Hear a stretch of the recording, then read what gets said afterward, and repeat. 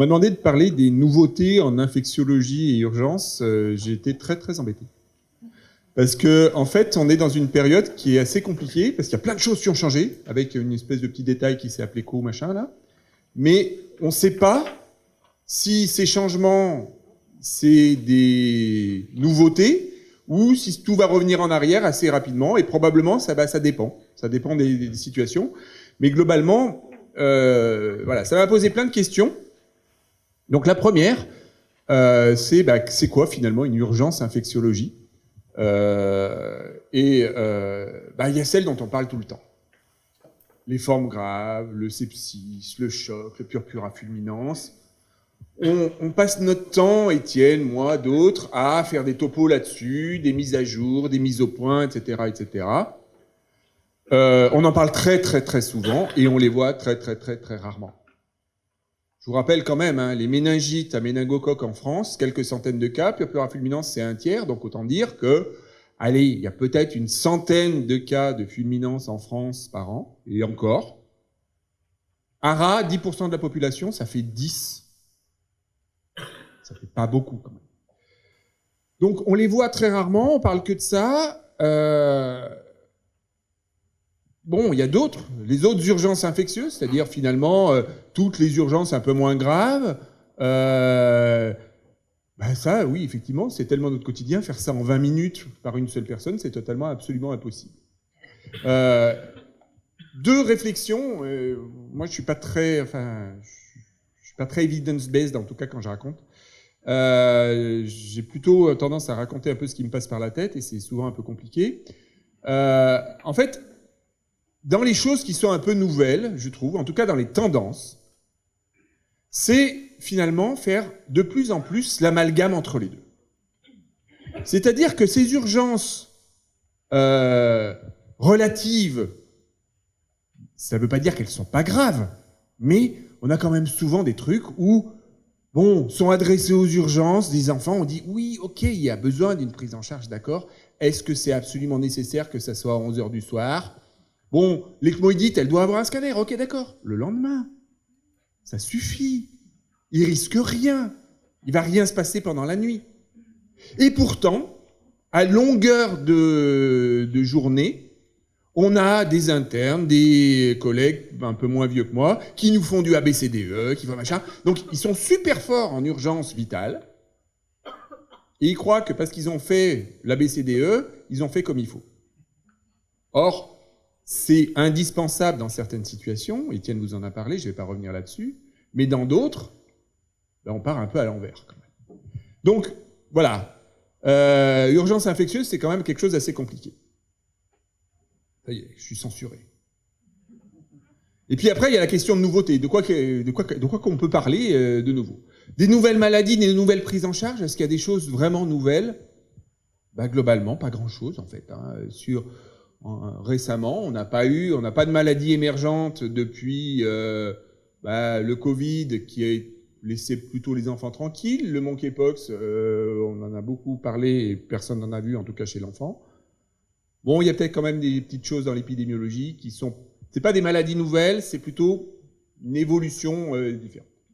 Voilà, donc les nouvelles maladies, on gère le problème rapidement. En fait, les nouveautés des années précédentes, elles ont disparu. Donc c'est facile. Le Covid, chez l'enfant, ça n'a jamais été un très gros problème, vous le savez. La plupart des grands enfants sont immunisés, soit par la vaccination, soit par l'immunisation naturelle, le plus souvent les deux. Donc, il est probable que le Covid va devenir une maladie relativement banale chez l'enfant, comme les autres coronavirus, c'est-à-dire un coronavirus en général, vous ne savez même pas qu'il est là parce que ça ne donne pratiquement pas de symptômes chez les jeunes enfants. Alors, petit bémol quand même. Le Covid, depuis le début, on prévoit plein de choses et puis il se passe le contraire. Donc, on se méfie. Les tout petits sont probablement peu immunisés malgré tout. Ils vont être immunisés comme des enfants, c'est-à-dire les premiers mois par l'immunité maternelle, que ce soit la vaccination pendant la grossesse, l'idéal, plus pour protéger la maman que l'enfant, mais protéger la maman, c'est important. Les premiers mois, ils vont être protégés, mais assez rapidement, on va se retrouver avec des enfants naïfs, des variants qui, bien que la population soit immunisée, vont circuler. Donc, il est probable que le Covid va être notamment une cause d'infection virales. La question, est-ce que ça sera des infections virales banales qu'on voit aux urgences, plutôt côté des consultations non programmées, pour lesquelles il n'y aura pas grand-chose à faire, ou est-ce qu'il y en aura quelques-uns qui vont faire des bronchiolites, par exemple? Bon, jusqu'à présent, le Covid, il n'a pas été très fort en bronchiolite. Hein. Ça fait pas des... Mais bon, on a encore du potentiel malgré tout, donc il y a pas mal de points d'interrogation là-dessus. Les PIMS. PIMS, bon, on a l'inventeur du PIMS en France parmi nous, donc je vais être prudent, mais non, ben, on se charrie beaucoup avec mais depuis Omicron, clairement, on n'en voit quasiment plus. Et une des caractéristiques de cette maladie, il semblerait quand même que ça soit une maladie de primo-infection, et que plutôt une maladie de grand enfant, on a peu ou pas de PIMS chez les tout-petits. Or, si ça continue à circuler, les tout-petits vont s'immuniser, les grands enfants, quand ils auront l'âge du PIMS, ils seront immunisés. Donc même si on avait un variant qui redevenait PIMSogène, bah quoi? Étymologiquement, ça se défend. Bon, voilà, le monkeypox, ça n'a jamais concerné l'enfant, on n'en parle pas. Alors, les nouvelles prises en charge, bah, y a des choses qui vont être nouvelles. On va ressortir un guide d'antibiothérapie pédiatrique, estampillé GPIP et SPILF. C'est quasiment fait. Tous les articles, tous les papiers, etc. sont relus, machin, etc. Ça devrait sortir, je pense, dans les semaines qui viennent. J'ai pas la date exacte encore, mais c'est quasiment fini. Bon, globalement, il n'y a pas de très très gros changements. On va garder les grandes lignes. Hein. L'ORL, ça va rester de l'amoxicilline pour la majorité des choses, un peu d'augmentin quand c'est un peu compliqué. C3G flagile quand c'est de l'intracrânien à point de départ ORL. C3G pour tout le reste. Globalement, il n'y a pas de révolution. Il y a des choses un peu intéressantes. Il va y avoir des nouveaux chapitres. Des choses qui n'étaient pas dans le premier guide. Notamment, il y aura des trucs sur les empièmes cérébraux, sur les abcès, etc. avec les spécificités pédiatriques. Moi, je trouve qu'il est pas mal fait. Ça va arriver bientôt. Autre nouveauté qui va pas vous impacter directement, ça c'est probablement une conséquence du Covid. Ils se sont aperçus que l'infectiologie pédiatrique c'était pas tout à fait pareil que celle de l'adulte, et les pédiatres sont tout à fait complètement les bienvenus à la SPILF, la Société de pathologie infectieuse de langue française. Donc ça veut dire que les nouvelles recos qui vont sortir, que ça soit l'infection osteoarticulaire, les méningites, etc., il y aura toujours des pédiatres dedans. Et pour avoir participé à certaines d'entre elles, on est très très bien accueillis, et ils nous écoutent et tout ça. Donc on aura des recours qui seront beaucoup plus riches, parce que ça sera adulte-enfant, avec des spécificités de l'enfant, prenant en compte les problèmes de disponibilité de médicaments, etc. etc. Alors, la Surviving Sepsis Campaign, bon, c'était une nouveauté, Étienne vous en a parlé, c'est plus une nouveauté vraiment. En fait, c'est pas vraiment une nouveauté quand on regarde. Ça a été présenté souvent comme quelque chose qui était très différent des recommandations précédentes. Moi, je l'ai lu très attentivement, j'ai été sollicité pour ça. Bon, c'est un énorme boulot, je crois, il faut surtout souligner ça. C'est aussi un énorme pavé, hein, c'est 58 pages, 45 si on en avait la biblio, donc c'est 45 pages de recommandations extrêmement denses. Mais bon, c'est la première fois qu'il y a vraiment une spécificité pédiatrique. Donc c'est vraiment quelque chose d'important. Je passe rapidement.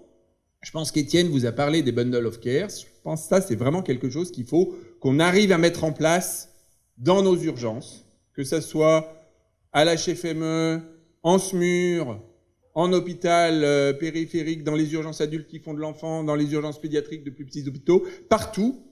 Il faut qu'on ait ce bouquet de prise en charge, et en toute logique, il y a clairement la place pour qu'on ait un protocole régional. Ça serait parfaitement logique que Auvergne-Rhône-Alpes, bon, il va falloir qu'on s'y mette, qu'on réfléchisse avec les réanimateurs, avec les urgentistes, avec les infectiologues pour mettre ça en place. Ça marche très bien. C'est un énorme travail de synthèse, et moi je trouve que c'est très très bien fait. C'est pas pour faire des compliments à Étienne, mais il y a de l'evidence-based quand c'est possible. Mais quand c'est pas possible, il y a beaucoup de situations où c'est pas possible, ils se sont mouillés. Ils ont dit, ben voilà, c'est de l'avis d'experts, mais c'est de l'avis d'experts pour telle et telle et telle raison. Ils disent, on peut pas l'affirmer, mais nous, on est 80% à faire comme ça. bon, on a un petit peu de bouteille, un petit peu d'expérience, c'est sûrement utile. Donc c'est clairement intéressant, surtout que c'est très adapté au contexte. Il y a des limites. L'enfant né après 37 semaines, c'est pas pour le prémat et tout ça. La deuxième limite, je crois que ça c'est très très important, c'est pour l'enfant prise en charge avec un choc septique ou un sepsis. C'est pas la fièvre aux urgences. Alors, il y a plein d'éléments, notamment à la phase initiale, à la phase diagnostique, on peut prendre ce qu'il y a dans la Surviving Sepsis Campaign. Il faut le prendre sur les éléments de diagnostic. Mais après, on se calme. On ne va quand même pas commencer à faire des lactates et des procalcitonines à tous les enfants qui ont de la fièvre. Et moi, c'est ça qui m'inquiète, clairement.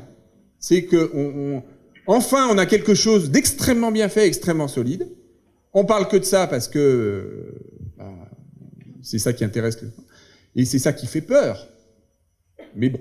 Alors, bon, ça, je passe. Je pense qu'il vous en a déjà parlé. Je vais passer très rapidement. Ça permet de gagner du temps. Chose importante, en fait, on a l'impression que c'est pas un protocole. Il n'y a pas un protocole meilleur que d'autres. Ou plus exactement, c'est très très difficile de dire qu'il y a des choses qui sont meilleures que d'autres. Ce qui est important, c'est l'existence du protocole. C'est-à-dire, ce qu'on a tous fait pendant très longtemps, ouais, moi je fais au feeling, je fais avec mon expérience, etc., c'est clairement démontré que ça, c'est délétère. Donc, les vieux machins comme moi, il faut qu'on se mette à écrire des protocoles, enseigner des protocoles, les suivre. Autant dire qu'il y a du boulot. Bon, l'hémoculture, etc., j'en passe. Le remplissage. Là, c'est la situation où laquelle on est. On a beaucoup parlé. Ah là là, ça change tout, on fait plus de remplissage massif, etc. Quand on lit vraiment bien comme il faut les choses, en fait, le changement, ça dépend non pas de l'endroit où vous êtes, mais du système de santé. En gros, est-ce que le système de santé a des réas pédiatriques? Alors moi, il me semble qu'en France, il y en a. Donc dans ces cas-là, il n'y a pas grand-chose qui change.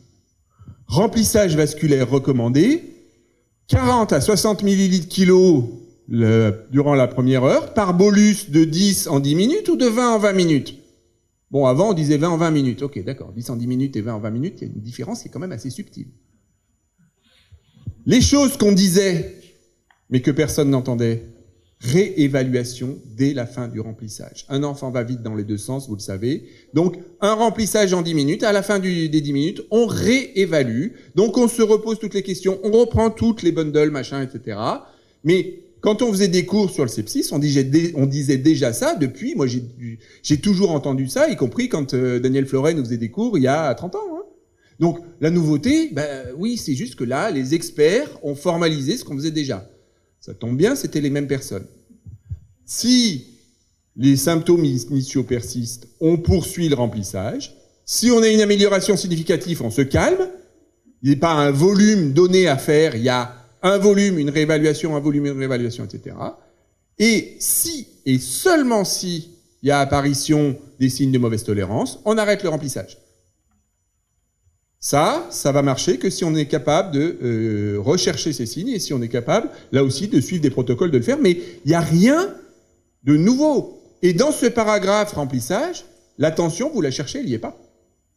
Donc, le remplissage basé sur l'attention, si vous êtes à Ouagadougou, oui. Mais en France, non. Donc, défaillance myocardite aiguë, etc., bon...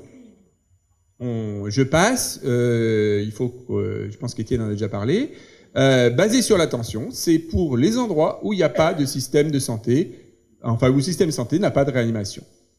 Je pense qu'avec les moyens dont on dispose en France métropolitaine ou en France tout court, le SAMU, les hôpitaux périphériques qui ont des gens formés, qui connaissent leur métier, il n'y a pas de très gros changements. C'est pas la révolution, c'est d'avoir formalisé ça, d'avoir fait une vraie réunion d'experts, de le mettre à jour. Étienne m'a dit tout à l'heure que ça a été en cours de mise à jour, donc ça c'est super parce que les nouveautés elles arrivent, mais sinon c'est pas nouveau.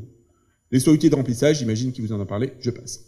Donc globalement, voilà, importance du diagnostic précoce basé essentiellement sur la clinique. Donc n'importe qui peut le faire, y compris en cabinet. Mesure simple, pas du feeling, on mesure les constantes, on les interprète, et après seulement, on dit oui, cet enfant il est en sepsis, non, il ne l'est pas, ou peut-être que. On mesure les constantes, pas une. La tachycardie, 40% des enfants qui franchissent la porte des urgences avec la fièvre ont une tachycardie compatible avec un choc. Donc la tachycardie toute seule, ça marche pas. Il y a tout le reste, les interactions, le temps de recoloration, etc., etc. Je ne vais pas vous faire un cours sur le sepsis. Mais après, tout le reste, ça s'applique que si on a un diagnostic de sepsis ou au moins de suspicion de. Parce que sinon, ben voilà, ok, il faut une prise en charge globale, d'accord, plusieurs actions simultanées complémentaires, mais si on commence à mettre des voies, remplir, mettre des antibiotiques dans les 3 heures à des enfants qui ont de la fièvre et de la tachycardie, ben on va dans le mur. Et après, on va dire, ah bah ouais, mais non, ça marche pas, donc je le fais plus. Et le jour, parce qu'il y en a quand même où on aura un vrai choc, ben on sera mal. Bon, ça, on vous a déjà dit, il nous reste combien de temps là? Juste pour ça. 10 minutes. Oh bon, ça va, facile. Alors, en fait, la question, c'est effectivement, est-ce que les changements qui ont été induits par le Covid, ce qu'on a appelé la dette immunitaire, est-ce qu'on l'a payé ou pas? C'est la question actuelle. La dette immunitaire, je vous rappelle, qu'est-ce que c'est? Ça, c'est ce qui s'est passé pendant la période de confinement. Donc le confinement commence ici. Vous voyez que les otites, là on ne parle pas du fulminance, hein, on parle des infections banales aux urgences pédiatriques. Les otites, le rhume, l'asthme, les gastro-entérites un peu moins, les bronchiolites, voilà, pendant quelques mois ça a totalement complètement disparu, on était tout à fait heureux. On s'occupait d'enfants de 87 ans en réanimation pédiatrique chez Étienne. Bon, eux, ils étaient moins heureux, mais nous, on les voyait pas aux urgences, c'était tranquille. Et puis, il y a eu ce rebond derrière, où, ça, c'est du pourcentage, si vous voulez. Ça, c'est le niveau 100%. On voit bien que la bronchiolite, mais aussi d'autres maladies, il y avait une dette qui avait été contractée. La nature est un créancier impitoyable. Les dettes se payent, toujours. Intérêt principal. Donc, on a eu plus de bronchiolite, toutes les maladies infectieuses à transmission respiratoire ont augmenté de façon très très significative dans les mois qui ont suivi la levée des mesures barrières. Donc, vous voyez ces courbes, ça c'est le réseau Paris. Paris, c'est un réseau essentiellement de pédiatres de ville. C'est très intéressant parce que ça montre l'épidémiologie globale. C'est beaucoup plus précis que ce qu'on peut avoir sur Santé publique France, par exemple. Vous voyez que les otites, les pneumonies, les maladies à entérovirus, les Covid, ok, d'accord, les bronchiolites, tout ça est monté beaucoup plus haut en octobre 2022 que même l'année d'avant. Donc, clairement, on a payé une dette. La question aujourd'hui, c'est où est-ce qu'on en est? En fait, on a l'impression assez claire que c'est très variable d'un germe à l'autre. Avec 2 exemples un peu extrêmes. Le streptoa, ça a été celui qui a été le plus impacté le plus longtemps par le confinement. Même après la levée du confinement, il n'y avait plus de streptoa. Alors quand il est revenu comme il faut, et c'est pas fini. Donc une grosse inquiétude qui persiste sur les infections invasives à streptoa, je vais me passer quelques temps là-dessus, et puis un espoir, malgré tout, pour terminer sur une note optimiste, la bronchiolite, elle commence à ressembler quand même de plus en plus à une bronchiolite normale, comme on en connaissait avant 2019, et peut-être même que ça sera encore moins. Alors il y a des éléments qui laisse penser, on a une tellement grosse épidémie l'année dernière que cette année, normalement, il y a des effets de cycle. Ça devrait de toute façon être moins que l'année dernière, donc c'est toujours ça. Et puis, Befortus, hein. Qu'est-ce que ça va faire? On n'en sait encore rien. Donc, les infections invasives à streptoa, voilà, 170, là on est au printemps dernier. J'ai pas les derniers chiffres, mais on est encore plus, hein, on ne doit pas être loin des 200 maintenant. Infection invasive grave à streptoa en réanimation pédiatrique. Grande majorité de jeunes enfants, entre 1 et 4 ans, des tout petits. Beaucoup de présentations respiratoires, avec notamment des pneumonies, des pleuropneumopathies, mais aussi des laryngites ou pseudo-laryngites qui ressemblent un peu aux épiglottites historiques. Donc tout à l'heure, on parlait de laryngite. Attention, on peut avoir une dyspnée laryngée classique, etc. Si à côté, il y a des signes de sepsis, si à côté, il y a des signes toxiniques, méfiance, c'est peut-être pas une simple laryngite. Et là, pour le coup, on va être dans la Surviving Sepsis Campaign. Parce que l'enfant, il va avoir non seulement des signes respiratoires de laryngite, mais aussi et surtout des signes de sepsis. Donc vous voyez, 13 décès, mais il en a encore plus. Et donc voilà, ça c'est l'illustration que je vous disais. Un streptoa qui fluctue un peu tranquillement pendant 10 ans, qui s'arrête complètement en 2020, qui s'arrête pendant 1 an et demi. Mais alors quand il repart, vous voyez, 30% de moins lorsqu'il y avait les NPI, c'est les Non-Pharmacological Interventions, c'est le masque. Donc tant qu'on a été masque, confinement, etc., quand on a enlevé les masques, multiplié par 7 le nombre d'infections, et on parle des infections invasives. Donc c'est les pneumonies, des trucs comme ça. Et même pour les infections non invasives, on a la même chose. Là, vous voyez, 17% de plus par mois, dès l'instant où on est dans la partie longtemps après le Covid, avec donc l'arrêt des masques. Alors, il y a des choses qui ne sont pas nouveaux. Le streptoa, ça a toujours été une saloperie. Le choc toxinique à streptoa, c'est plus grave qu'un purpura fulminans. C'est l'infection la plus bactérienne communautaire, la plus grave que je connaisse. Donc ça, bon, ben voilà, c'est normal, c'est une bactérie qui a de très nombreux facteurs de virulence. Donc voilà. C'est très très polymorphe. Des atteintes respiratoires hautes, plutôt laryngées, basses, parfois ORL, enfin souvent ORL, cutanées, os, machin, des fois une petite infection mais des syndromes toxiniques. C'est une maladie qui va toucher le jeune enfant. Alors, petite remarque, on dit des fois, il n'y a pas d'angine à streptocoque avant 3 ans. C'est une connerie. Les angines à streptocoque avant 3 ans ne se compliquent jamais de RA. Or, le traitement de l'angine, ça vise essentiellement à diminuer un peu la durée des symptômes. On gagne 12 heures, yes. Et surtout à diminuer l'incidence du RA qui avait déjà disparu, ou en tout cas nettement diminué avant les antibiotiques. Mais avant 3 ans, il n'y en a pas. C'est pour ça qu'on dit que ça ne sert à rien d'aller s'exciter à chercher un streptoa chez une angine banale, parce que de toute façon, le traitement sera inutile. Mais si on a des éléments de gravité, si on a un streptoa dans l'entourage, il ne faut pas imaginer que parce qu'on est petit, on est protégé. Vous voyez, au contraire, vous en avez plus chez les moins de 1 an et les 1 an. Donc ça, c'est pas nouveau, mais il faut le rabâcher. Ça ne sert à rien de traiter les angines avant 3 ans. Ok, ça ne veut pas dire qu'il n'y a pas de streptocoque A avant 3 ans.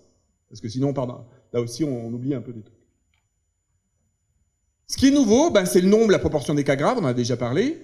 La prédominance des formes respiratoires. Habituellement, le streptoa grave, c'était quand même essentiellement du cutané. C'était les fasciites nécrosantes, c'était les chocs à point de départ cutané. Là, cette année, on ne sait pas pourquoi. Tout ce que je vous raconte, on ne sait pas pourquoi. Le pourquoi du comment, c'est pas une souche, c'est pas un clone, on ne sait pas. Mais il y a beaucoup de respiratoires, bien plus de respiratoires que du cutané. Il y en a du cutané, mais il y en a beaucoup moins. Avec des pneumonies, des pleuropneumopathies, des associations aussi virales. Alors, on connaissait l'association streptoa-varicelle, c'était connu, les Canadiens l'avaient bien décrit, mais ça, c'était pour le cutané. Donc, la surinfection cutanée grave de la varicelle, c'était le streptoa. Rarement tout seul, mais il était toujours là. Les liens avec d'autres virus, notamment le VRS et la grippe, ils sont de plus en plus clairs. Donc, c'est un peu une inquiétude si on continue à avoir beaucoup de streptoa et qu'on a malgré tout du VRS et de la grippe comme un hiver normal. Là, on a eu un petit creux à l'automne, mais on a eu, voilà, il y en a encore. Et puis, des présentations cliniques. Je vous ai parlé tout à l'heure des pseudo-épiglottites. L'épiglotite, c'était historique, ça avait disparu depuis la vaccination en 1992. Là, on revoit des enfants qui ont des détresses respiratoires, un tableau septique grave. Alors, on passe pas à côté. Hein. C'est pas la laryngite qui vient et qui pleure, qui fait. C'est l'enfant qui est grave, avec à la fois une détresse respiratoire grave et des signes septiques, mais qui ont un tableau qui ressemble à une épiglottite ou une laryngotrachite bactérienne. Donc, voilà. Il y a aussi plus, semble-t-il, de suppuration cervicale qui ne sont pas dans les endroits habituels. Ce n'est pas les abcès rétro-parapharyngés, c'est des espèces de grosses, des trucs qui fusent jusque dans le médiastin, avec très souvent des signes toxiques. 2 minutes. Il y a 3 diapos, je crois. Donc c'est pas si simple, parce qu'en fait, la majorité des cas, malgré tout, c'est du streptoa, c'est des angines, c'est des trucs pas graves. Donc, si on commence à dire ah, attention, le streptoa, ils vont tous se retrouver avec des traitements préhospitaliers, ce qui n'a pas de sens. Donc, les messages, quand on a une infection grave, en ce moment, faut penser méningo, faut penser pneumocoque, faut penser streptoa. Donc, faut absolument documenter, notamment les épanchements pleuraux, par exemple. Même si c'est pas drainable, je m'en fous. Je veux juste une goutte pour pouvoir faire un TDR dessus. Parce que le streptoa, c'est pas la même chose en termes de prise en charge.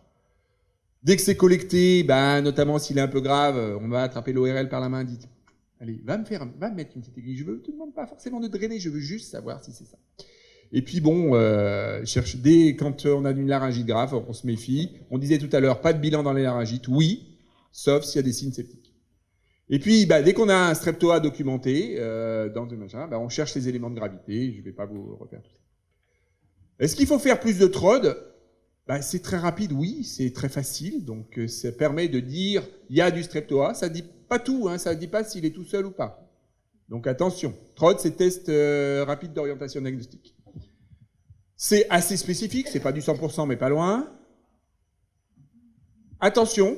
Le TROD dans la gorge, c'est 97% de sensibilité. Le TROD ailleurs, ça peut être pris en défaut. Donc, ça peut être faussement rassurant. Ça ne permet pas d'avoir la souche. Donc, pour aller envoyer les trucs au CNR, pour comprendre ce qui se passe actuellement, c'est gênant. Et puis, ça peut être dangereux. Hein. Vous avez un tableau de détresse respiratoire et vous dites « Ah ouais, Gilles, il a dit qu'il fallait faire des TROD. En plus, la gorge, elle est rouge. Je vais mettre la baisse-langue, etc. » Je vous rappelle, les épiglottites, on disait « Il ne faut pas mettre la baisse-langue, sinon ils font des arrêts cardiaques. » Et là, on peut avoir la même chose. Donc, le message, ça serait oui, à l'hôpital, si on a des éléments de gravité, il faut se servir du TROD. La dernière facite qu'on a eue, on lui a fait un TROD sur les fesses, même pas dans l'anus, hein, sur les fesses, et on a dit « Oh, c'est du streptoa ». On pensait que c'était l'entérobactérie du pio, machin, et on a vu. Bon, ça aide un peu pour guider le traitement. En ville, ou si on n'a pas d'éléments de gravité clinique, je pense qu'il n'y a pas de place pour augmenter les TROD. Les antibiotiques, pour les infections non graves, ça ne change rien. Ce sont des souches qui sont toujours sensibles à l'amoxicilline, donc on traite à l'amoxicilline. Les angines TROD+, des plus de 3 ans. Les scarlatines documentées, mais pour les laryngites, les grippes, les bronchiolites, etc., ça ne sert à rien. Les impétigos, ça se traite avec de l'eau et du savon de Marseille. Il n'y a pas besoin de mettre des antibiotiques plus que ça. Donc pour les infections pas graves, même si c'est du streptoa, ça ne change rien en termes de traitement. Si c'est grave, de toute façon, c'est l'hôpital. Donc, pas d'antibiothérapie préhospitalière. Ça n'a pas été validé dans ce contexte, et au moins en théorie, ça pourrait augmenter la production de toxines, donc aggraver le choc. On n'a aucun argument pour dire qu'à 1 heure près, on gagne quelque chose.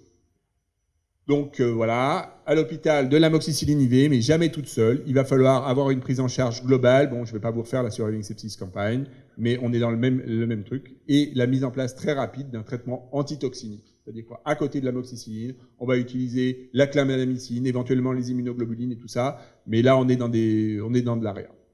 La bronchiolite, voilà, je termine avec ça. La bronchiolite, ça, c'est ce qu'on a vécu. En noir, la dernière année normale, c'était 2019. Et puis là, vous avez 2022. Bon, 2020, on n'en parle pas, il ne s'est rien passé. Enfin, 2021, il ne s'est rien passé. 2022, vous avez, 2021-22, vous avez cette épidémie précoce en 2 phases, parce qu'au milieu, il y a eu les vacances de la Toussaint.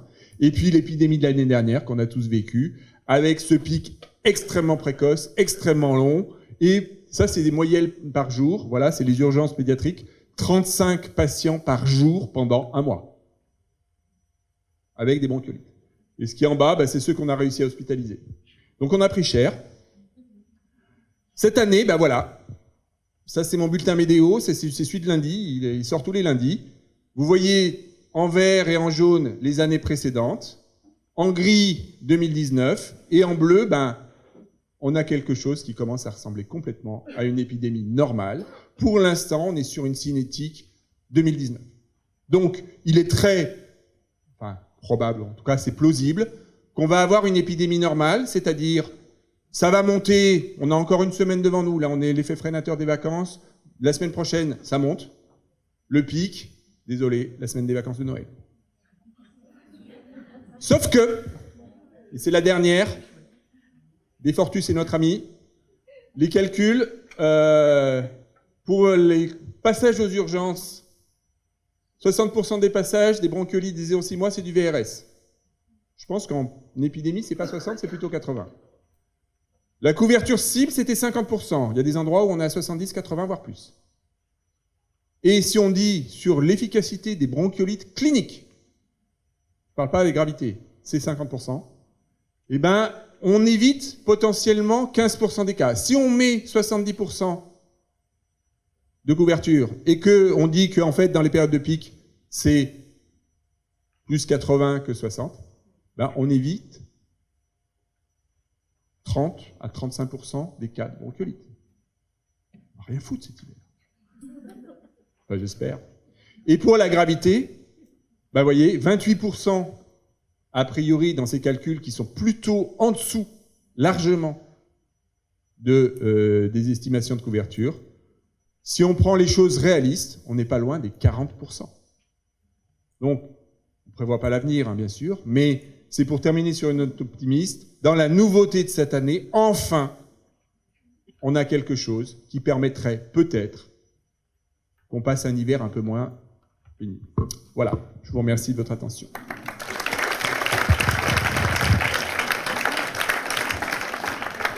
Merci beaucoup pour cette super présentation. Ouais, je crois que tu aimes bien les courbes, mais moi aussi, je pense qu'il y en a d'autres dans la salle qui apprécient. C'est vrai que c'est assez parlant sur la dette immunitaire. J'ai beaucoup aimé tes courbes qui sont très parlantes. Juste... Ok. Les courbes que tu as dit. Je sais pas s'il y a des questions dans la salle. On est dans les temps. Je pense qu'on peut prendre un petit temps pour poser des questions. Ok.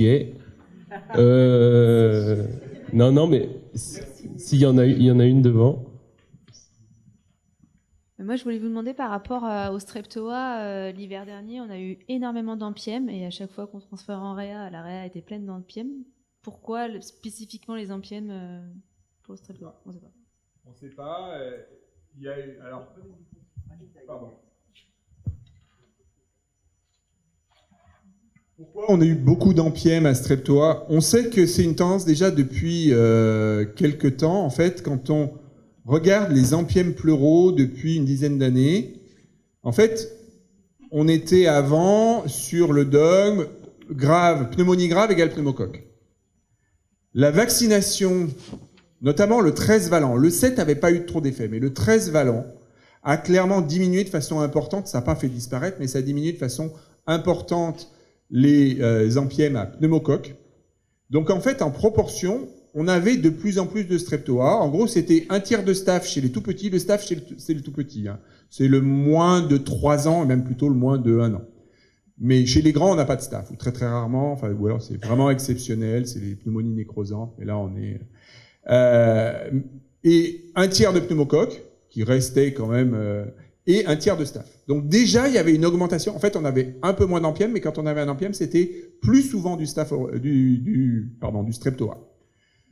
Pourquoi là, on a plus d'ampièmes à streptoa? C'est pas une question de souche, ça c'est clair. Le CNR a regardé, c'est polyclonal, etc. Donc on n'a pas l'impression. Une possibilité, mais qui est pas démontrée, c'est justement ces interactions virus-bactéries. C'est-à-dire que la dette immunitaire a fait qu'il y a plus de virus chez des enfants un peu plus grands, du VRS, de la grippe, etc. Et on sait que le virus fait le lit des infections pulmonaires bactériennes. Alors c'était très démontré pour la grippe et le pneumocoque. On a l'impression qu'on a la même chose avec la grippe et le streptoa, avec le VRS et avec le streptoa, mais aussi peut-être d'autres virus, du rhinovirus, etc. Est-ce qu'on a payé notre dette et que ça va revenir à la normale ou est-ce que c'est une tendance un peu sur le long terme? C'est extrêmement difficile de répondre pour l'instant, mais c'est vrai qu'on est très inquiet. Là, au cours des 2-3 derniers mois, on a eu en réa pédiatrique 2 ou 3 infections extrêmement graves avec, on a une jeune fille qui s'est retrouvée amputée des 2 jambes, une petite qui a une fasciite, on se demande comment elle s'en est sortie sur le plan sepsis, à 1 mois, hein, avec du classique. La maman, elle a fait une infection puerpérale à streptoise, qui est dans tous les livres, hein. Donc on n'est pas sur de la nouvelle maladie, mais... Voilà. Donc pourquoi il y a des empièmes? Je ne sais pas, si, Étienne, si tu as des éléments. L'hypothèse respiratoire est quand même très forte parce que il y a virus, quand même... oui. C'est une année exceptionnelle en virus, pas seulement sur le VRS. Et dans la série qu'on a fait avec Anita, là, on a repris tous les cas du service, on les a comparés avec ce qu'on avait avant, on a quand même une proportion de respiratoire beaucoup plus importante, et notamment avec du métapneumo aussi. Il y a beaucoup de métapneumo. Donc VRS, et puis il y a des études expérimentales, un peu plus recherche fondamentale, je dirais, qui montrent quand même cette interaction, et avec le streptoa, aussi VRS streptoa, il y a des choses quand même qui ressortent. L'équipe qui a été présentée au VRS Study Group, là. Et donc, je pense que cette piste-là est probable. Et d'ailleurs, ce qu'on a en ce moment, comme tu disais, les 2 derniers cas, c'est des formes plus classiques, cutanées, fasciite nécrosante, choses comme ça, alors que cet hiver, on a eu beaucoup d'empièmes. Et on en a beaucoup moins depuis quelques mois. Fortuna, donc, c'est la dernière. Donc, c'est probablement... je pense, le lien avec la forte épidémie virale qu'on a eue. Donc, on a payé la dette immunitaire virale et le streptoa en même temps. Et du coup, on a eu beaucoup d'empièmes. Enfin, c'est une hypothèse, hein, mais... Et là aussi, est-ce que le Beyfortus va modifier les choses? Probablement non, parce que ça ne s'adresse qu'aux tout petits. C'est pour ça qu'il ne faut pas vous étonner que dans 1 an, dans 2 ans, je viens de vous faire un topo sur la vaccination VRS de la femme enceinte, le Beyfortus chez le petit et la vaccination VRS chez le grand. Alors on va dire, ouais, mais le VRS chez le grand, ça c'est pas grave. Oui, sauf quand ça fait le lit du streptoa. Pareil, le VRS donne des otites, par exemple, ou des choses comme ça. Donc il y a plein de choses, il y a plein de nouveautés un peu dans les tuyaux, mais ça dépasse un peu les urgences, quoi. Ok, merci beaucoup, on va couper parce que sinon on n'aura plus le temps de manger. Non, faut qu'on stoppe, je suis désolé, là, on devrait quasiment être à table, là, donc voilà. On va accueillir donc c'est important. le duo présent. Bah oui, sinon on pourra rien faire cet après-midi. Le docteur Wróbelski et le docteur Schmidt qui vont nous parler des transports pédiatriques avec les pathologies à risque.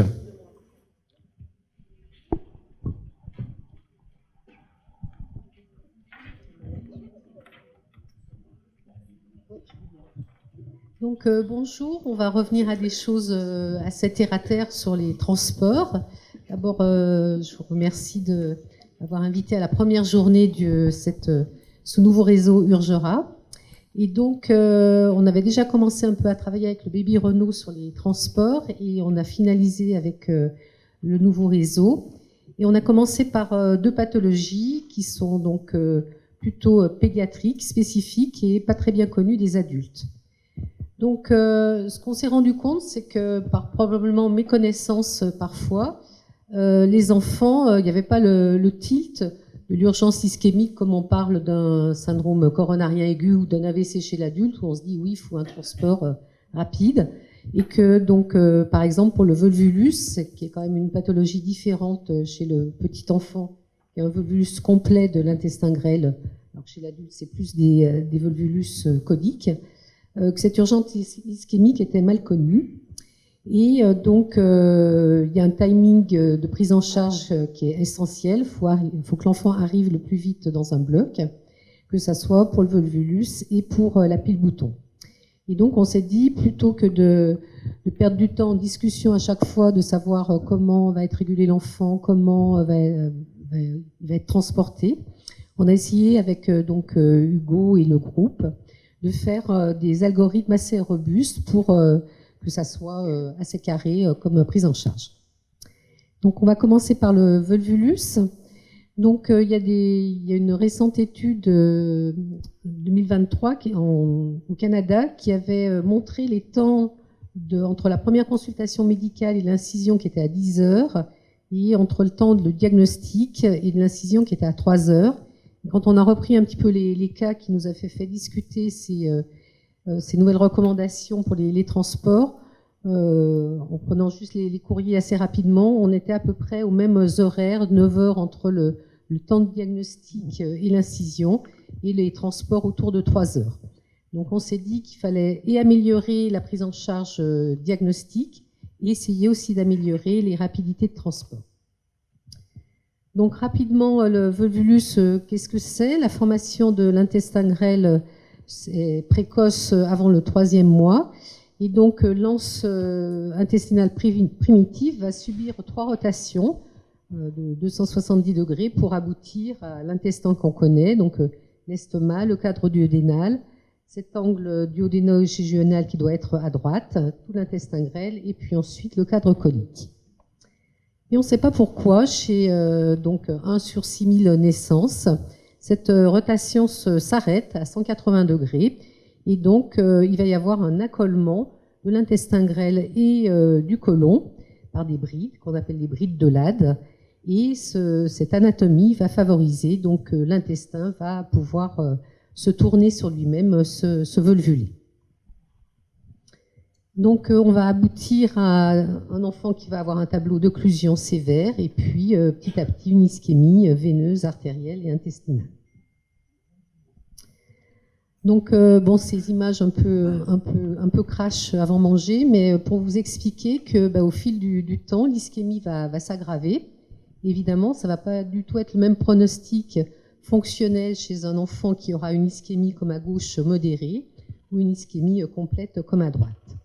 Il faut savoir que à peu près en France, en 2019, les chiffres de l'HAS, il y avait 200 enfants qui ont une nutrition parentérale en France, donc qui vivent grâce à un cathéter central et une nutrition parentérale, et que un quart des enfants, 50 enfants, sont dus à des volvulus. Donc plus on va essayer de diagnostiquer et de traiter en amont ces enfants, on espère qu'ils auront plus d'intestin grêle et moins de parentéral prolongé.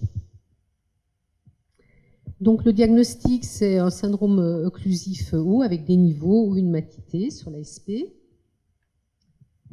À l'échographie, donc ce qu'on peut voir, c'est que déjà la veine mésentérique, on peut le dépister, ce risque de volvulus, si on fait des échos à tous les enfants.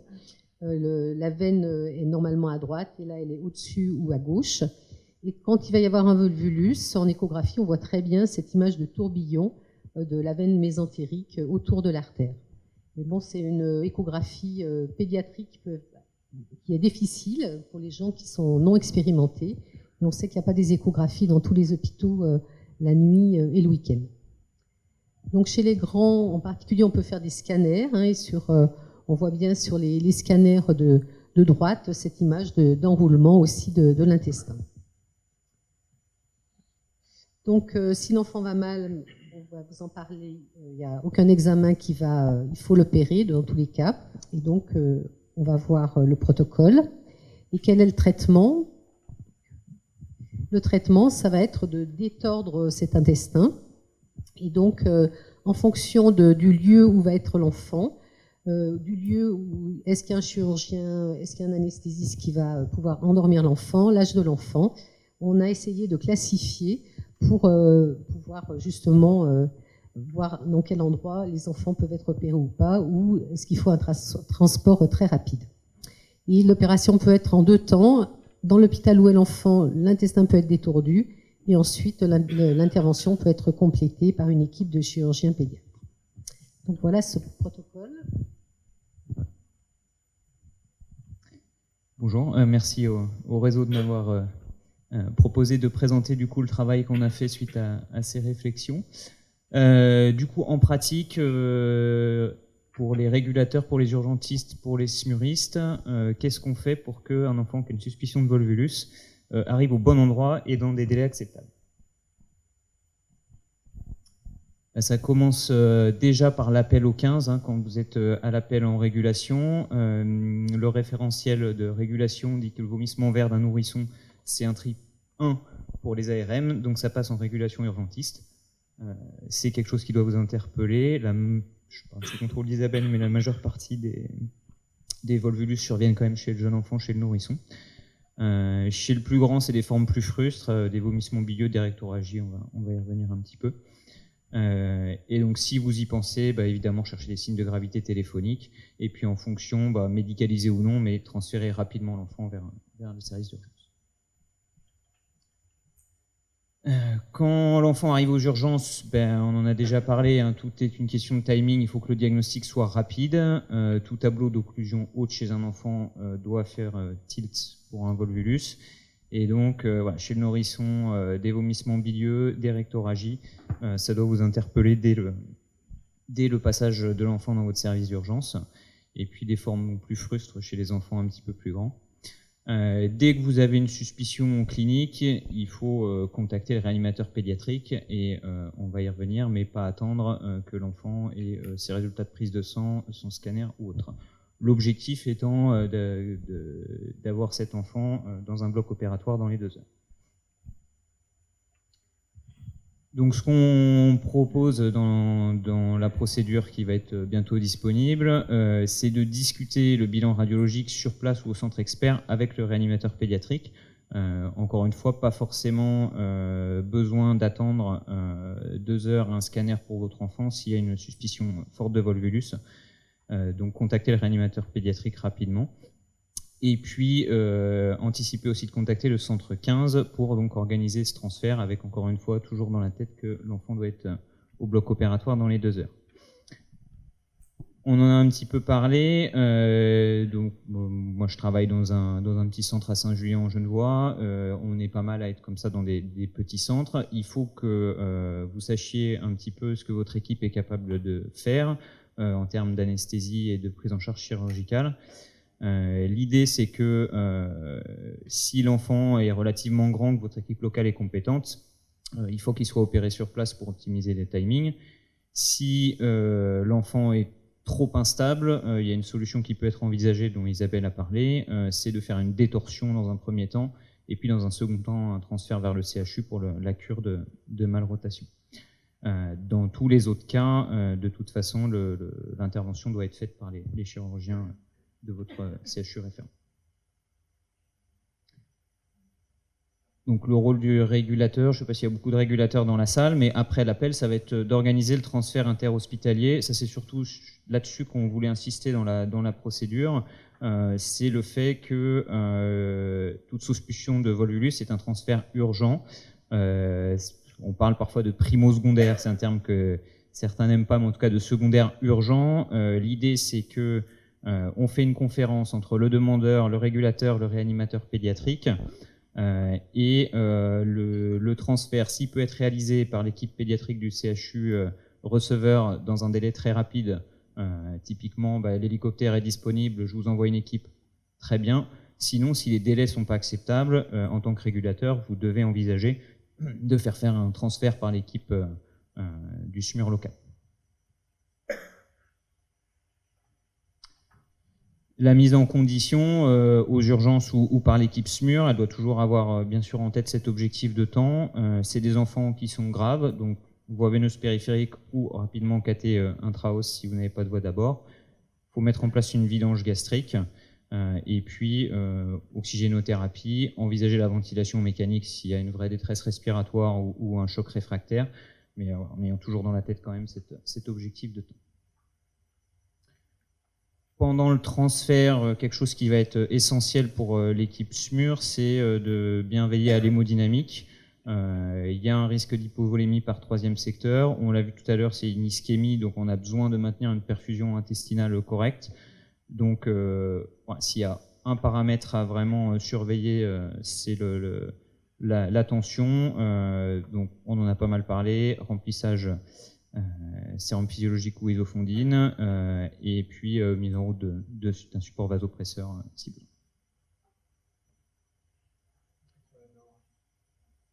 Noradrénaline, il ne faut pas oublier que c'est vasoconstricteur. Donc attention, je pense qu'il faut qu'il soit bien rempli quand on lance la noradrénaline.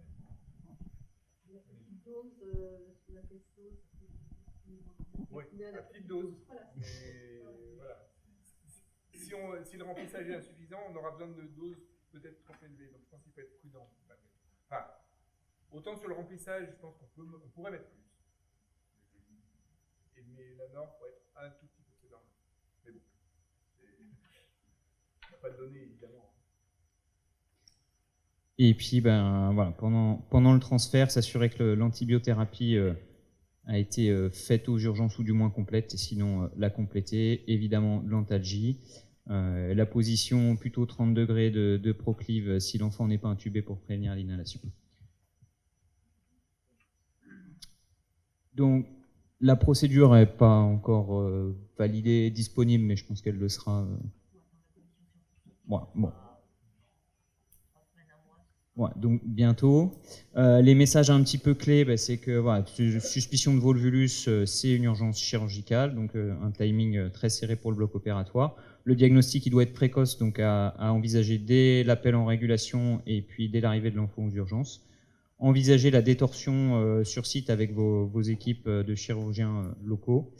Le transfert, c'est un transfert qui a un caractère de primo-secondaire, du moins de secondaire urgent, donc à envisager par les équipes locales si on n'a pas moyen de rapprocher l'enfant très rapidement. Bien optimiser l'hémodynamique, la vidange gastrique, l'antibiothérapie. Puis je repasse la parole à Isabelle pour la pile bouton.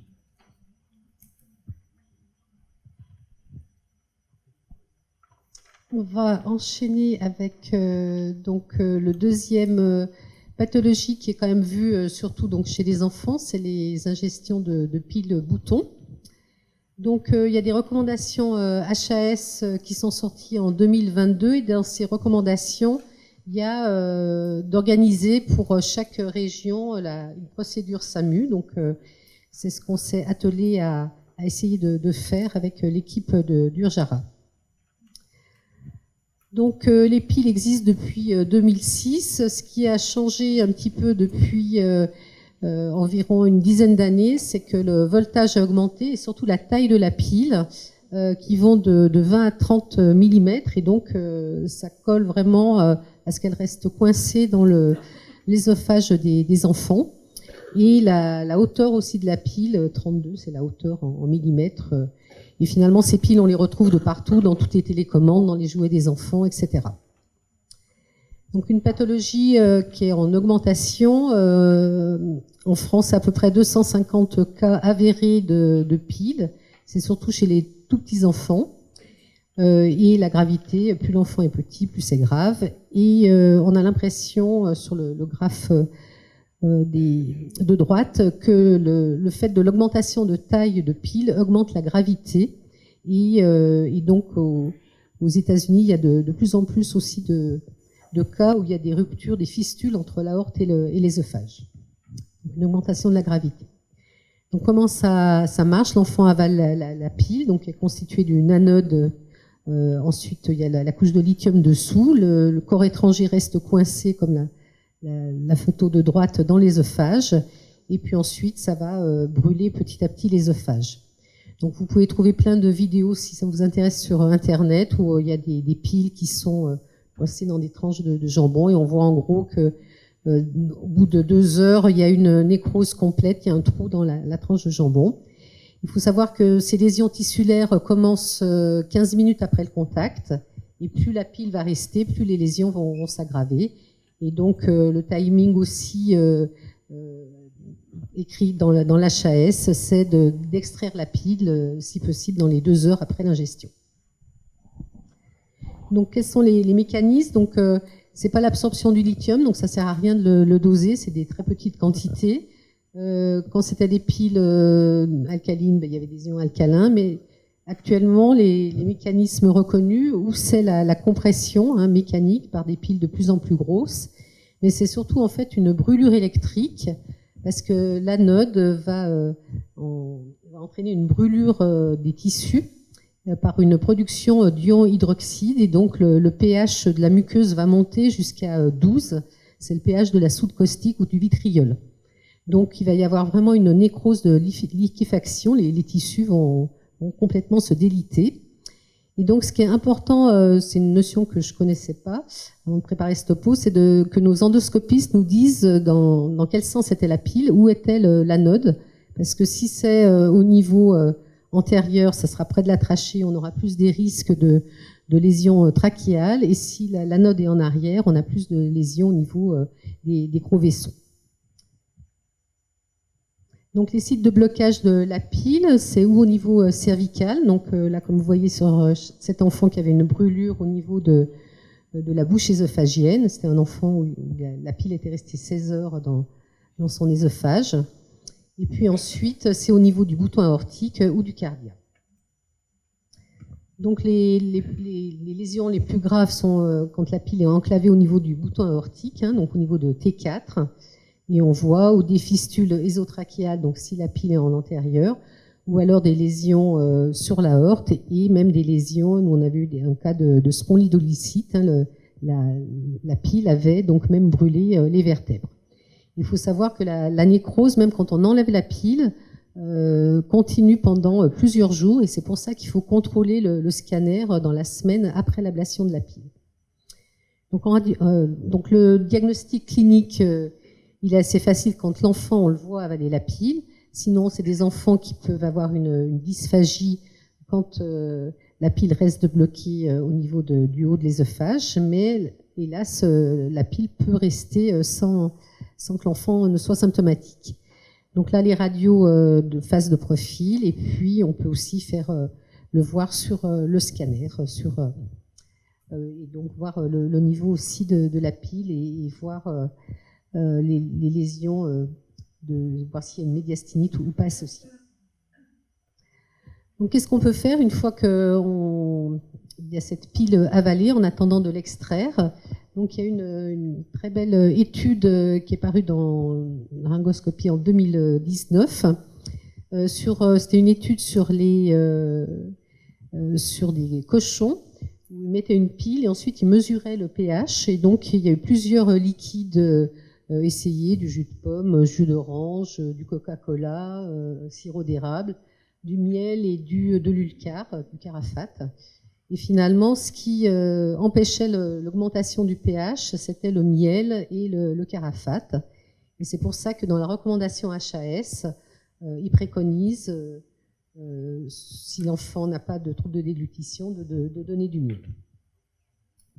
Et puis, donc, on est pédiatre, donc la prévention primaire, évidemment que les piles ne traînent pas auprès des petits-enfants. Il y a des caisses à piles, et puis donc il y a un industriel qui a fabriqué une pile avec un goût amer pour dissuader les enfants de l'ingérer. Donc j'ai été acheter cette pile, j'ai goûté, c'est vraiment très très mauvais. Et donc le but c'est que l'enfant recrache la pile. Voilà.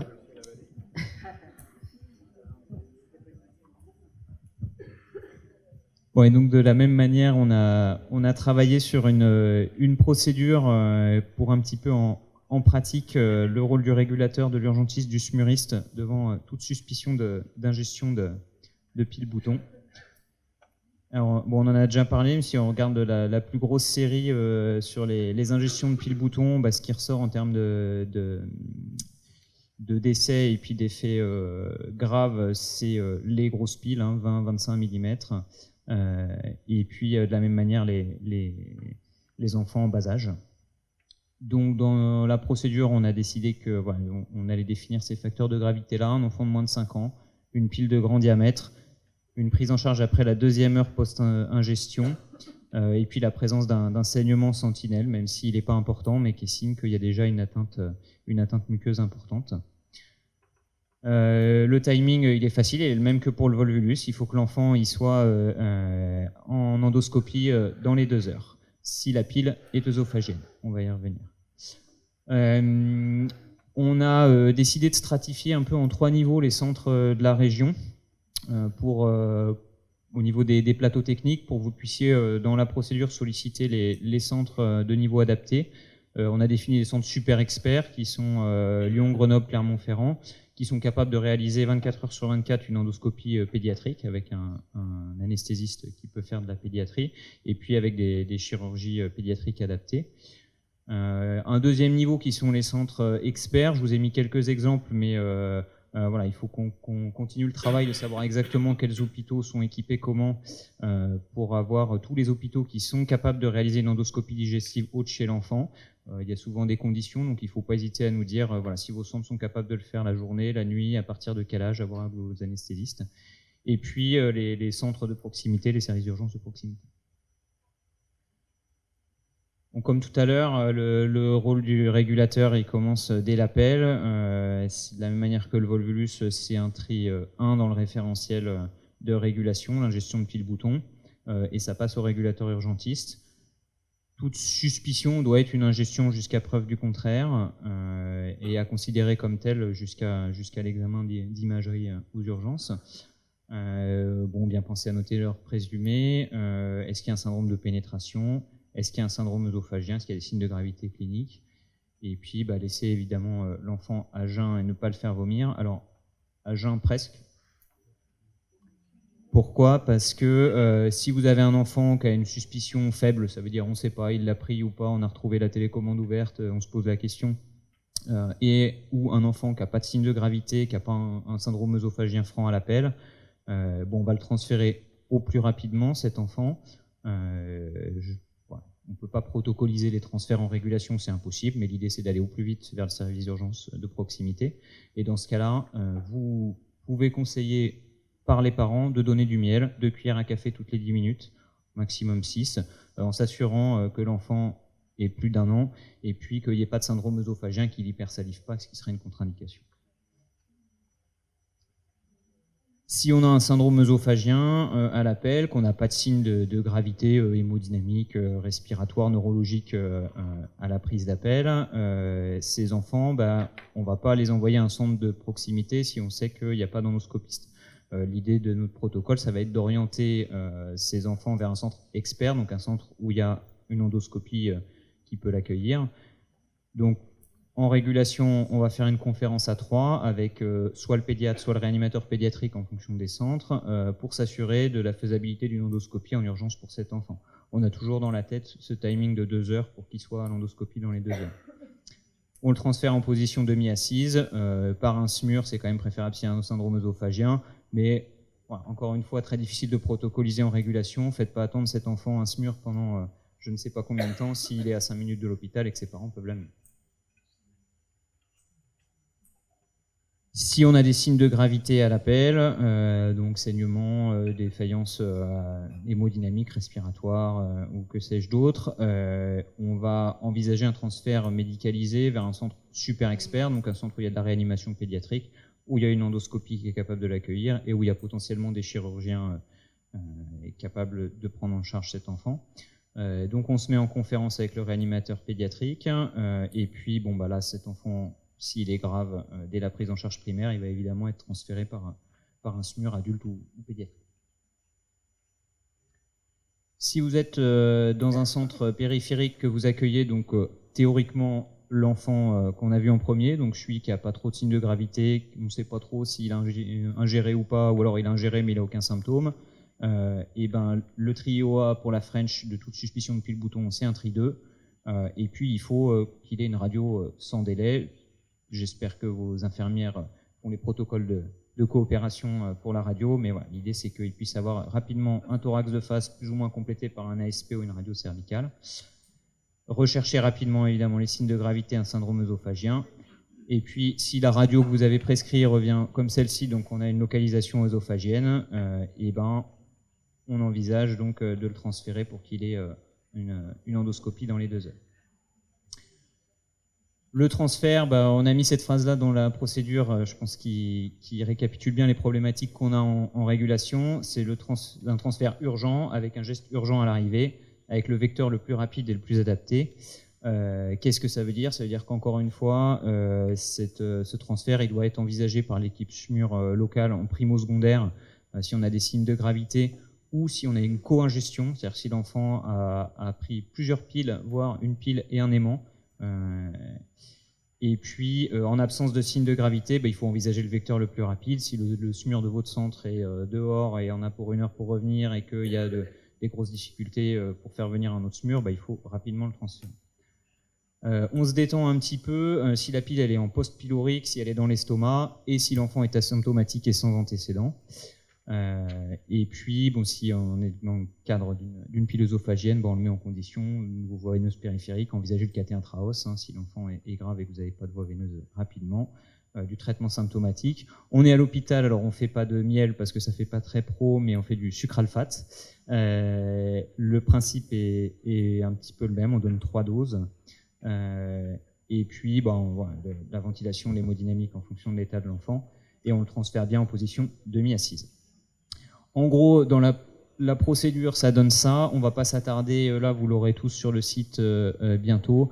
Mais bon, l'idée, c'est vraiment de retenir que si on a une localisation œsophagienne, le transfert doit être urgent vers un centre qui peut lui faire l'endoscopie.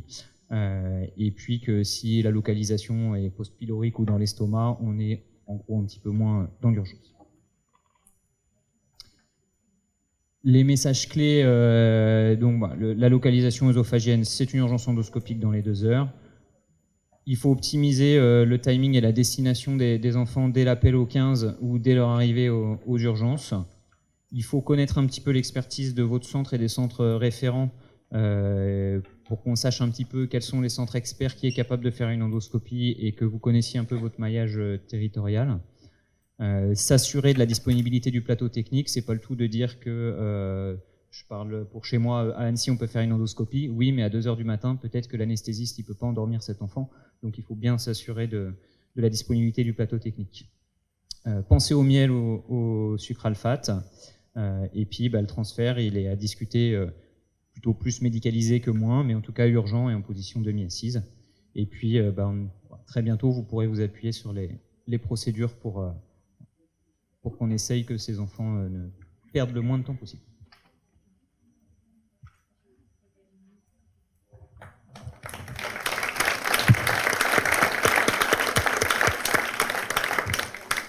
Merci beaucoup à tous les deux pour ce super topo. Ouais, des pathologies où on n'est pas encore très bon et on a envie de gagner du temps. Ce que je voudrais juste rajouter, c'est qu'en fait, et les médecins qui vont faire le transport et les réanimateurs, en fait, nous, on est juste facilitateurs. Il faut le premier, c'est le médecin des urgences qui doit faire le diagnostic, le volvulus, parmi toutes les douleurs abdos qu'il voit. Et puis ensuite, ça va être le chirurgien ou l'endoscopiste qui va faire le geste. Et finalement, voilà, il faut que la régulation et voilà, on est des facilitateurs pour que l'enfant arrive au bon endroit. Est-ce qu'il y a des questions qui sont... C'est plus un commentaire dans le volvulus. Tout a été dit, c'est absolument parfait. La seule chose que je rajouterais, c'est dans les formes un petit peu intermédiaires, on ne sait pas trop, enfin voilà. S'il y a un dosage à faire, c'est le lactate. C'est-à-dire qu'un lactate élevé et une suspicion c'est un volvulus jusqu'à preuve du contraire. Donc, si vous avez des difficultés pour avoir l'imagerie, etc., alors ce sera bien noté dans la procédure. Ouais, mais voilà. Et sinon, moi je trouve que ces procédures, le fait de les partager ensemble, c'est clairement quelque chose qui est un extraordinaire progrès pour tous nos centres, à la fois les gros CHU qui vont recevoir ou qui doivent faire le diagnostic aussi, parce qu'on se plante autant que les autres, et pour tous les acteurs du soin pédiatrique. Donc merci pour ces protocoles, pour ces initiatives, parce que vraiment ça va nous aider énormément. Dernière petite chose, en forme un peu de mea culpa, la pile au milieu là, c'est une expérience vécue, très douloureuse pour nos équipes. On l'a pris pour une médaille. L'enfant est mort. Et c'est totalement de notre faute. Donc, attention, il y a des pièges. Il y a plein d'autres cas aussi, hein, oui, c'est... oui, la discussion pour les volvulus, on en avait discuté avec Etienne et je crois avec les gens du SAMU de Lyon. Est-ce qu'on fait partir une équipe sur place, de chirurgiens, d'anesthésistes, mais le temps de préparer tout ça, si le protocole est bien fait, là, en primo-secondaire, c'est l'idée de gagner du temps. On n'a pas encore assez de culture d'une équipe projetée pour que ça puisse être... On n'est pas assez nombreux aussi. Non, mais la culture est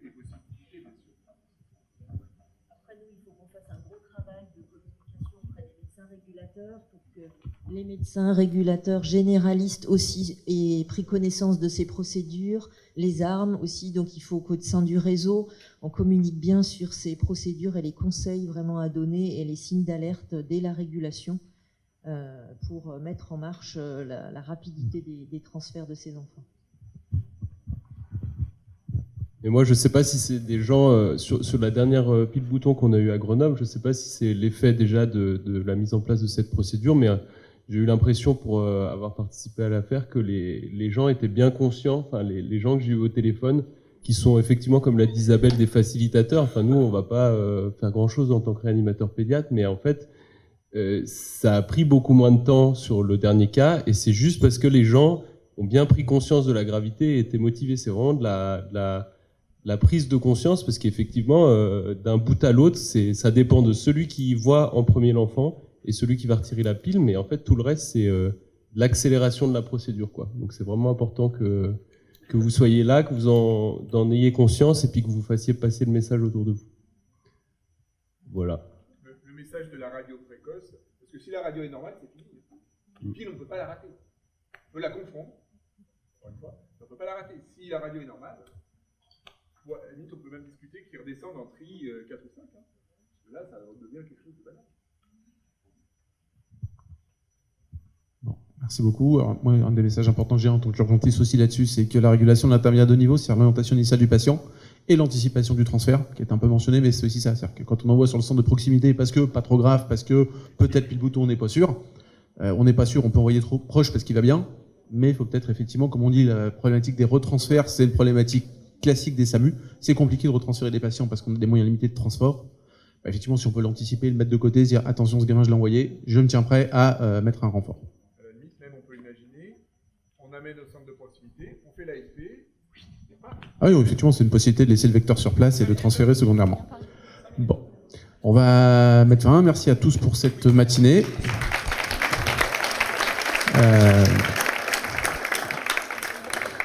Et donc, je vous invite à nous rejoindre manger. J'imagine que c'est dans la salle de la même salle que tout à l'heure. On reprendra un tout petit peu. On essaie de reprendre quasiment à la même heure. Donc voilà, c'est 12h45. On se dit 13h45 en salle pour commencer pas trop tard et essayer de finir la journée à temps.